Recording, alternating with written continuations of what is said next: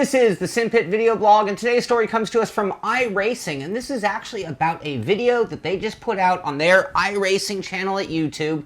So I will have a link to that video at the Simpit, and you can see it for yourself there.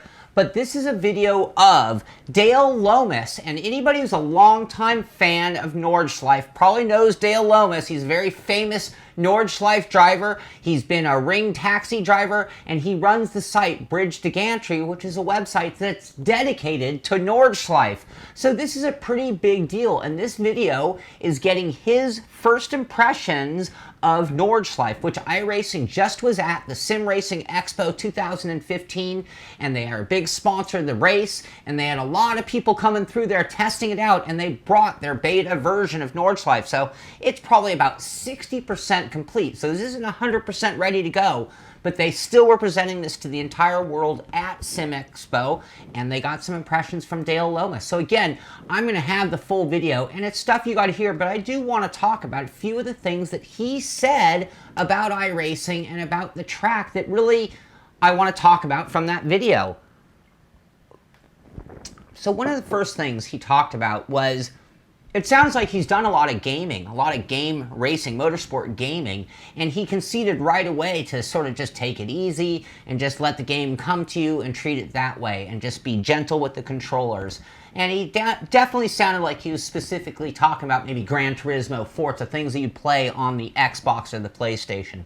Now, he went into it with that approach, and he soon, as he put it, his inner brain, the back of his head took over, and he immediately started driving it like it was a real car. And you can tell just from hearing his words that he chose in talking about it that he was very immersed in the sim. He definitely was getting every sensation and feeling other than the G-forces, which if you listen to the video, he does talk about the G-forces and things that he was doing to compensate. And I have to say, that actually made me laugh quite a bit, because if you watch me drive, I put a lot of body English into my driving, and that's my head convincing itself that there are G-forces going on. So the reason I'm putting this video out, the reason I'm talking about it is we're always looking for those iconic figures that justify what we do. Those sim racers turned pro, or those pros who are getting a chance to drive the sim and give us that feedback that makes us, that reassures us that what we're doing is real in its own way. And everything he had to say, and I don't think he was a paid sponsor. I think this was just off of his lips. He's that kind of guy. I've seen some of the stuff he's done at Bridge to Gantry.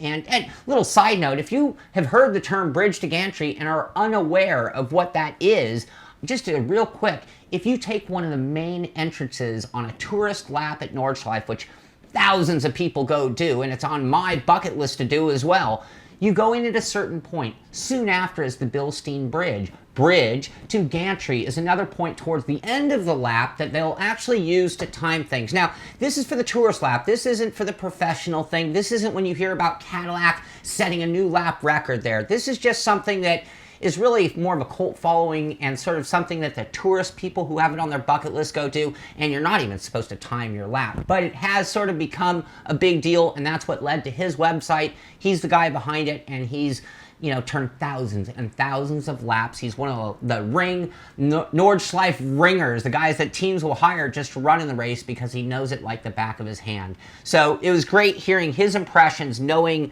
that kind of knowledge of the track, and then driving it on iRacing and having just some of the best things I've ever heard to say about iRacing and about the driving experience. So again, I will have the entire link to the video at the Simpit. You can check it out there. And if you have any comments, I'd love to hear your feedback on whether you think it's important that real life people think what we do is right, or justify what we're doing by saying it feels real or that it is realistic. This is the Simpit video blog, and I'll see you on the track. Yeah, thank you very much for letting me have a go.